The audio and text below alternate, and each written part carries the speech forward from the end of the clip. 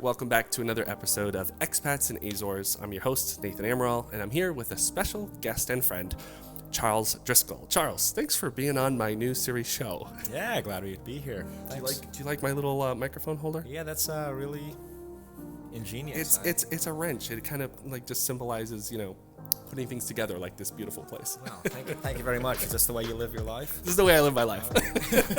On the go. So I wanted to interview Charles on this series because I met him actually through the group, the Expats in Azores group, and I actually saw him post one of his music videos. He's an artist. He'll share all about that in a second. And I was really impressed, and I wanted to meet up with him. Yeah. The link for that group is in the description, and you can learn more about the Expats in Azores in that group. But we met, and it was really cool. I would like to know more about your work and what you do. But first, tell us, how did you hear about the Azores? Well, my first time in the Azores was 2.5, 3 years ago, something like that. At the time, my girlfriend was living in Porto. She was on an internship there, and it gave us an opportunity to explore not just the mainland, but a little broader regions of Portugal. And that was the first time I had heard of it. Some people were talking about these islands, Portuguese islands, and I thought, okay, great. So throughout our time of exploring Portugal as a whole, we also visited the Azores for a few days. What island did you visit first? This one. Oh, in really? fact, to be honest, this is the only island I've been on yet after all these years. You sound like me, though. I want to go to the other ones, but I've been too busy here. I can't leave. So what year was that? I think that was, three years ago, so in 2017. Okay, wow. So that's not that long ago. So you started in Porto. Wait. Can we go back before Porto? Where are you originally from and born? Yeah, sure. I'm from the United States. I was born in Michigan, and the last 10 years, though, I've been living on and off in Europe, usually in Poland, but now more recently in the Azores. Nice. Okay, so you went to Porto or Portugal. What year was that? 2012 or? No, that was the same year. My experiences in Portugal, I think, began in the same year. That was my first visit to Azores. In Poland, I was, first time in 2007. Oh, wow. Okay. European times are from a good 10, 12 years ago. Yeah, so you've been traveling Europe for a while. You been to any other countries in Europe? Most of them. I was playing guitar on the street in many places. What? Do you have videos of that? Unfortunately, yes. No, there's some funny stuff on the internet already that other people had shot and stuff that's from many years ago. So a lot of great memories from that. So speaking of that, and I know that's a lot of what you do in life, tell us about your career and how you got started in music. My career in music, I guess we can call it, goes back to when I was probably 5 or 6 years old, taking some piano lessons and singing at a lot of old people's homes, singing in some churches and some things like this. And then I was in a band when I was in my teenage years, and I'd say I really started it probably in my early 20s, though. Okay. After I was back from a short European trip, I just wanted an opportunity to meet people and kind of keep this European vibe going, so I started street performing in my hometown back in Michigan. Wow. And then it kind of just developed from there. All my trips started becoming 2 weeks playing around Europe and just kind of going country to country, city to city, opening the case up in a busy square. And I know some people would admire that lifestyle, or at least at some point they're just wow, you just travel any way you want and go as you wish. What would you say to some people who are thinking about doing that? Next time you find yourself sleeping on the floor at the train station at 3 a.m., you might have a little reality check about the romanticized view of it. It is great, and it's amazing to experience life in this way, but at the same time, never really knowing where you're going to sleep, and getting trains canceled, and getting robbed by people on the street from time to time out of your case. It's not all fun and games, but mostly it's a wonderful experience. Man. All right, wow. So over the years, in doing what you do now, how has your career grown? All that experience of live street performance is pretty impressive, but how has your career grown over the years? In regards to music, I've been writing more and focusing less on street performing has always been a mix of cover songs and originals.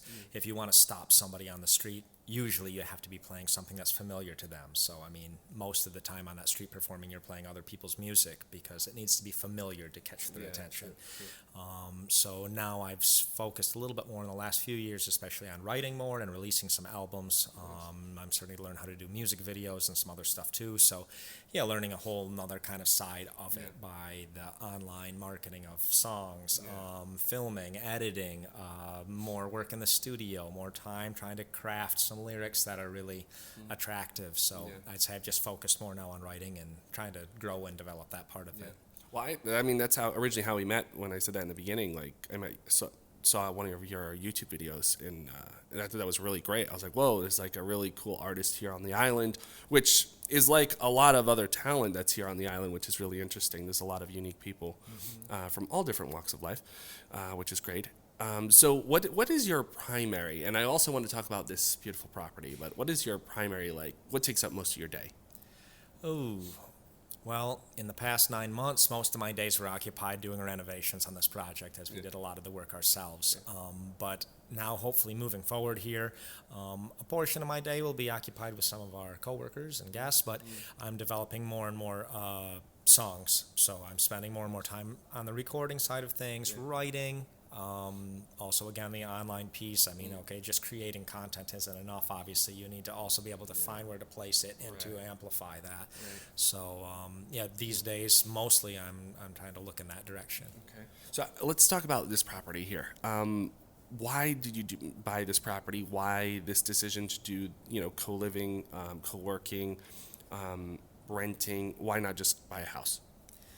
Well, my girlfriend Anya and myself, after we had visited the Azores a few years ago, both really enjoyed it and wanted to come back here, but not just as visitors, more to live. So we started thinking of some ways that maybe we could be occupied here in a bigger way than just, as a tourist for a few weeks. I had some experience in real estate and some renovations from some past years in the United States. And Anya also had quite a bit of experience working in some different hospitality stuff in some hostels, for example, in Krakow. And we were hoping to recreate that community vibe that you can find in some hostels where people are really interacting. They're not just sleeping in their room and leaving in the morning, but they actually take the time to meet with other people and share some stories, some life experiences, and have a deeper connection than just the fact that, well, we slept under the same roof in some place in Portugal. And with the advent of remote work, which Anya is mostly doing these days, and I also have been doing, say, about 40-50% of my work for the last years has been remote, because most of my things that occupy my time were in the States, business-wise, some things from the past. So I was already accustomed to that. She was already living that lifestyle. We had just come off of a roughly 4-month trip in Asia, traveling, remote working every day. And we just started thinking, in Asia we were trying to stay in Airbnbs along the way.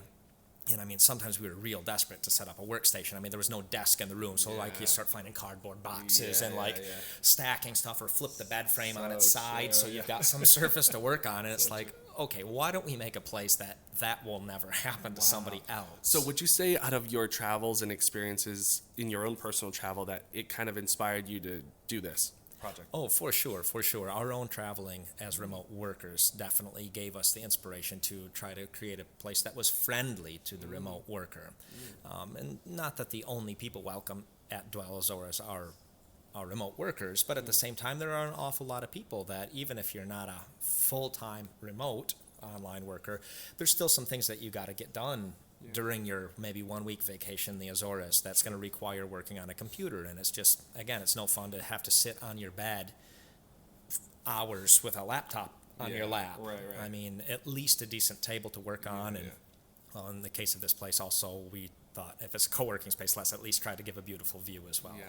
Definitely a beautiful view. I mean, this place is fantastic. I don't think I've ever seen a more and I've traveled and been out to a bunch of co-works. I've never seen such a beautiful location for a co-work. It's absolutely gorgeous. How long did it take you to find this property in your hunt for properties? Well, I mentioned to you just before we came here, we were on a 3-4 month journey across Southeast Asia. So actually, while I was in Southeast Asia for those months, I was kind of shortlisting properties from the Azores. So I think I had looked through probably 400 properties or more on the internet, shortlisted it down to 10 or 12. We came in here after that. We looked at maybe 8 of those that I had already shortlisted from hundreds. And this one was, to be honest with you, was kind of a head above everything else we looked at. I mean, there were other nice properties, no Yeah. doubt, and there's lots of different nice views here on the Azores, but for Ani and myself, we were really looking for that wow factor of being next to the ocean, but not just at a distance, like Right. on it with a Yeah. great coastal view. And this was the only property we found that gave us that vibe. Wow. And so how long did it take, like, from the time you found it to the time you purchased? And tell us about that, because I know people would be wondering. You're bringing up painful memories. Yeah, because it's Portugal, and probably even more because it's the Azores. Things take a lot longer here. Whereas I had been accustomed in the United States to closing deals in 30 days, 45 days from the date of a buy-sell agreement to finalizing the sale.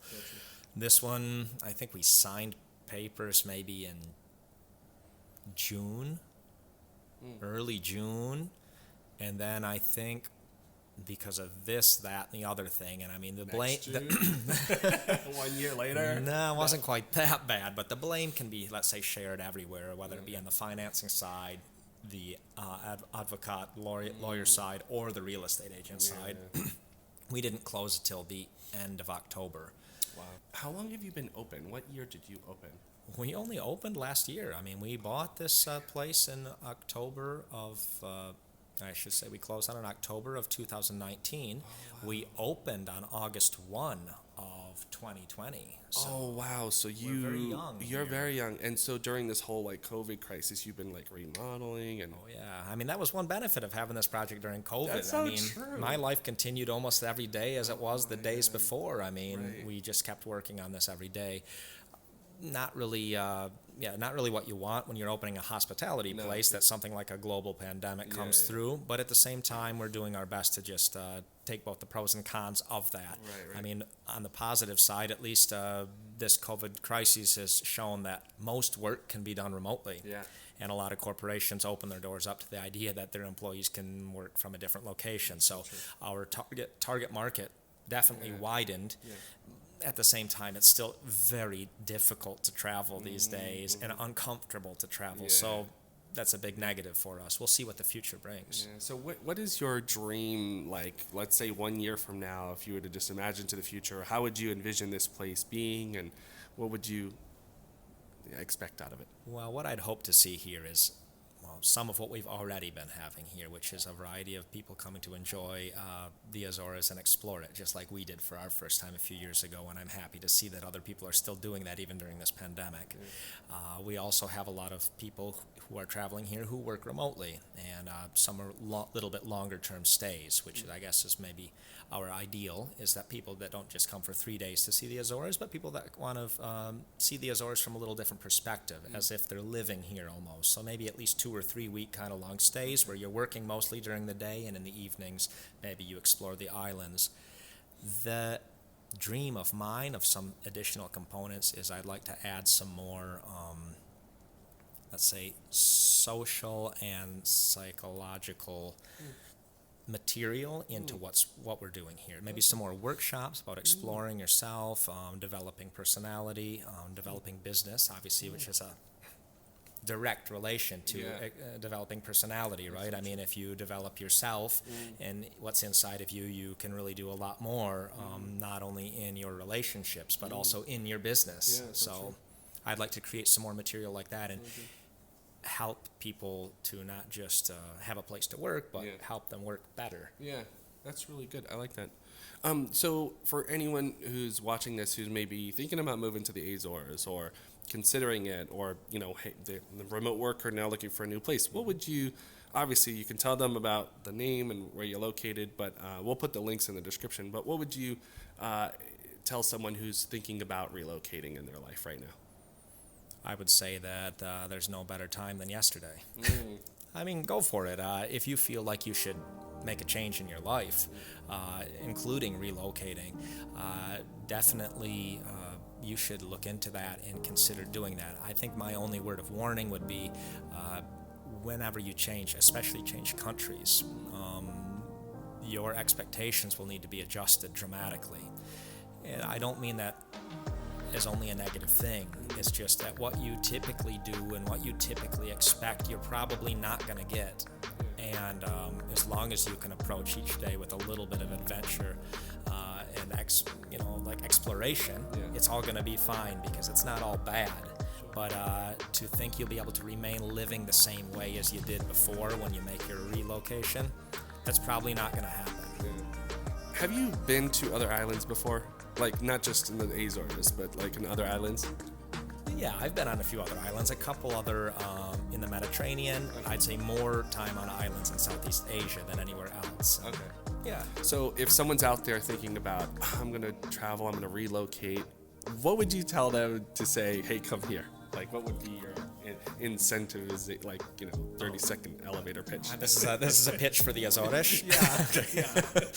Well, I mean, for those Americans and Canadians, I would say this is like halfway to mainland Europe. I mean, it's great. It's accessible. There's direct flights. So it's cool.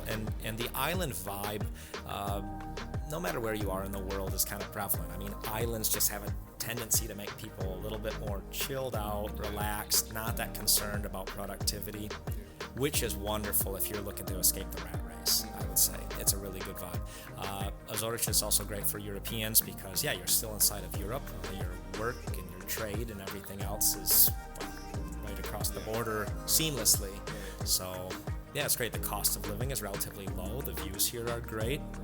Particularly this island, you've got hot springs and surfing and a lot of natural outdoor things. The winter is mild, so if you're sick of a Northern European winter or Michigan or Canadian winter, I mean, come on down. It's pretty mild here. So Charles, how can people get in touch with you, know more about Dwell? Where can they find out your contact info? Okay, so on the internet, you can go to dwellazores.com, or in American English, dwellazores.com. Check it out on Facebook as well, Dwell Azores, Instagram, Dwell Azores.